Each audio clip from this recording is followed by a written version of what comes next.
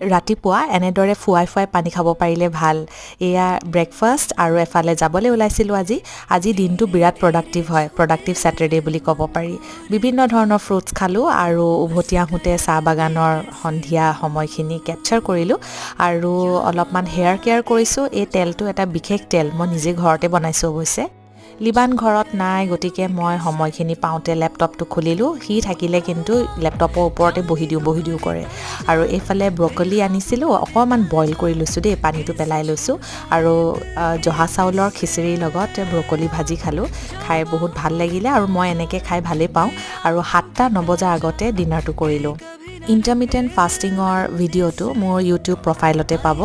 কাইলৈ ছানডে গতিকে I wish you all a very happy Sunday আৰু আশা কৰোঁ আপোনালোকৰ ছেটাৰডেটো ভালদৰে পাৰ হ'ল